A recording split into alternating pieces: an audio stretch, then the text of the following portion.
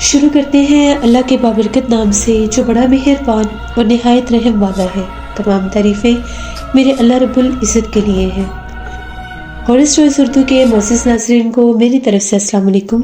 امید کرتی ہوں آپ سب لوگ خیریت سے ہوں گے، جہاں ہوں گے خوش ہوں گے۔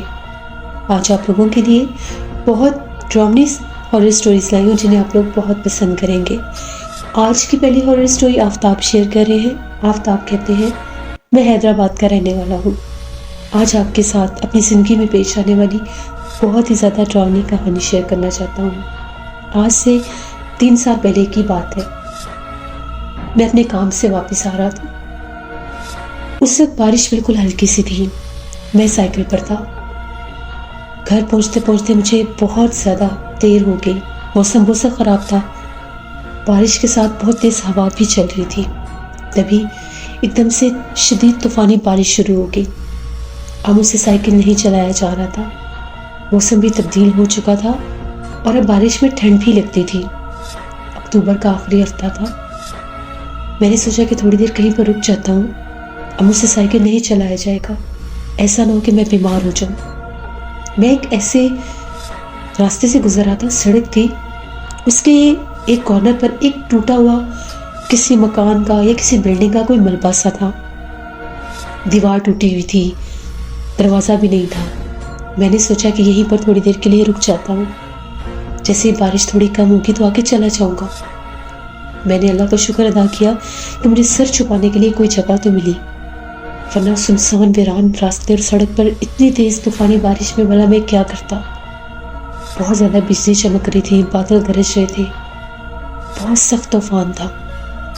جو ہی میں نے اپنا سائیکل اس ٹوٹی دیوار کے ساتھ کھڑا کیا، خود میں بھاگتا ہوا اس ٹوٹے ہوئے گھر کے اندر چلا گیا۔ کچھ کمرے ابھی باقی تھے، ایک کمرہ مکمل طور پر گر چکا تھا۔ ڈر بھی لگ رہا تھا کہ جتنا تیز طوفان ہے کہ یہ چھت بھی نہ گر جائے۔ میں ابھی ایک ٹوٹے ہوئے کمرے کے باہر ہی کھڑا تھا، جیسے آگے شیڈ سے بنے ہوتے ہیں اس کے نیچے۔ ٹھنڈ بھی لگ رہی تھی، تھوڑا سا اندر ہو جاتا تھا جب بارش زیادہ ہوتی تھی۔ اتنی تیز بارش میں وہاں پر اتنی گندی اسمیل آ رہی تھی، تو بس استغفراللہ، ایسا لگ رہا تھا جیسے کوئی مردہ جانور ہے یہاں پر، اس حد تک بدبو آ رہی تھی۔ جیسے ہی بجلی چمکتی تھی تو آس پاس میں دیکھتا تھا کچرا، اور جیسے وہ ٹوٹا ہوا گرا ہوا گھر تھا۔ بڑی مشکل سے وہاں پر میرا کھڑا ہونا بھی میرے لیے مصیبت بن چکا تھا، لیکن میں کیا کرتا، میں مجبور تھا۔ ایک دم سے جیسے ہی بادل گرجے، بجلی چمکی، میں ڈر کے تھوڑا اندر کمرے کی طرف ہو گیا تو کیا دیکھتا ہوں کہ جس طرح سے مدھم سی آواز میں وہاں پر کوئی رو رہا ہے۔ میری تو پوری جان ہی نکل گئی۔ اس ٹوٹے پھوٹے کھنڈر میں بھلا کون ہو سکتا ہے؟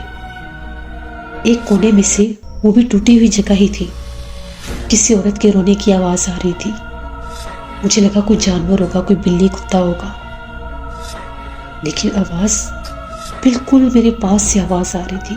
پیچھے پلٹ کر دیکھا، مجھے کچھ نظر نہیں آیا۔ میرے پاس موبائل تھا، میں نے اس کی ٹارچ آن کی، چاروں طرف دیکھا، سوائے ٹوٹے پھوٹے کھنڈر کے اور کچھ بھی نہیں تھا۔ خوف سے میری حالت خراب ہو چکی تھی کہ میں کہاں جاؤں گا، کیا کروں گا۔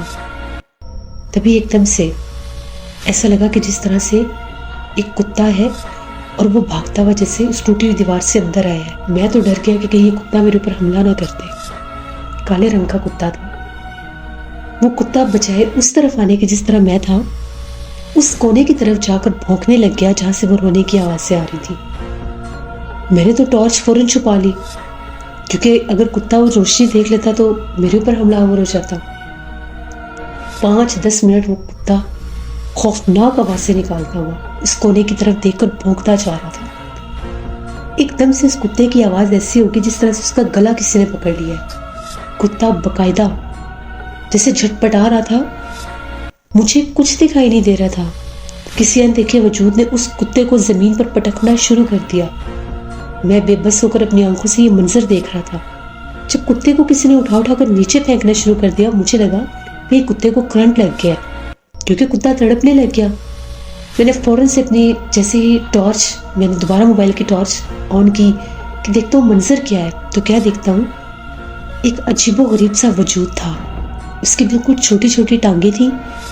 اس کا دھڑ جو تھا کافی بڑا تھا, ہاتھ بھی چھوٹے چھوٹے تھے, سر بہت بڑا تھا. اس نے کتے کو گردن سے پکڑا ہوا تھا اور وہ کتے کو پٹک رہی تھی. وہ کوئی جانور نہیں تھا, کوئی انسان بھی نہیں تھا, وہ کوئی اور مخلوق تھی.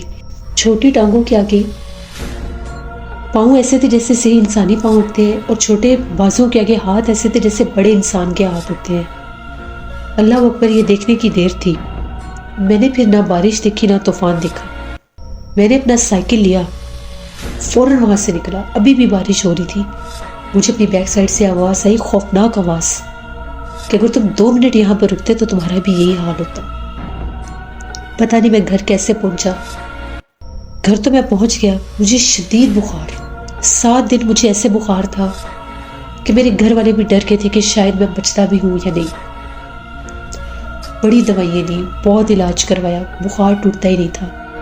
کسی نے مشورہ دیا کہ اس کو کسی بزرگ کے پاس لے جاؤ. ایک بزرگ کے پاس مجھے لے کر گئے. انہوں نے دم کیا. انہوں نے کہا کہ تمہارے اوپر بہت سخت اس مخلوق کا اثر ہوا ہے.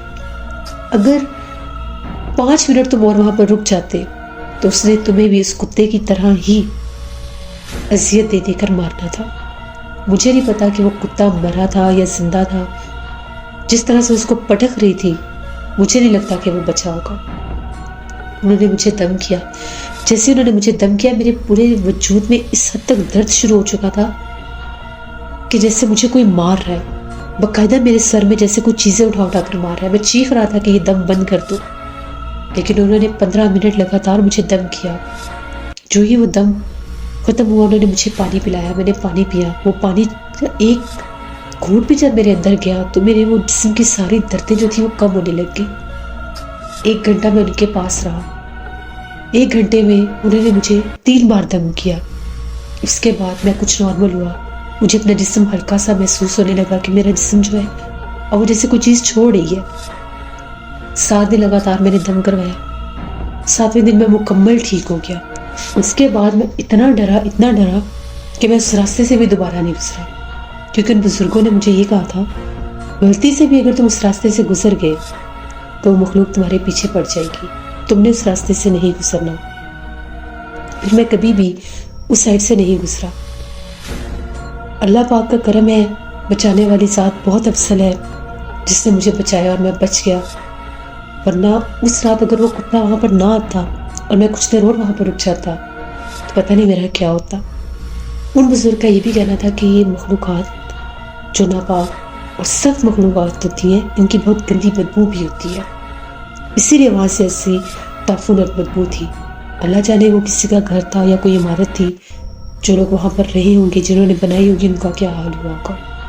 تو یہ میری ایک کہانی تھی جسے میں کبھی بھی فراموش نہیں کر سکتا. اور میں ایک میسج دینا چاہتا ہوں, کبھی بھی کسی انجان جگہ پر مت رکیں جس کے بارے میں آپ کو پتہ نہ ہو کہ وہ جگہ کیا ہے, اس جگہ پر کیا کچھ ہو سکتا ہے, جو میرے ساتھ ہوا.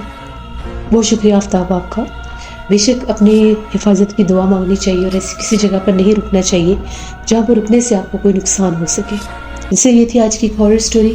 اپنے فیڈ بیک مجھے ضرور دیں, آپ لوگوں کو کیسی لگی. آپ لوگ بھی اپنی ہارر سٹوریز شیئر کر سکتے ہیں ڈسکرپشن باکس میں دیے گئے ای میل آئی ڈی nushin57@gmail.com پر. اس کے علاوہ آپ لوگ مجھے کمنٹ باکس میں بھی سٹوری شیئر کر سکتے ہیں. جو لوگ میرے چینل کو وزٹ کر رہے ہیں, ابھی تک میرے چینل کو سبسکرائب نہیں کیا, میرے چینل کو سبسکرائب کریں. انشاءاللہ کل آپ لوگوں کے ساتھ پھر ملاقات ہوگی کسی نئی ہارر سٹوری میں. Thank you for listening my stories. Stay blessed. اللہ نے کے پاس.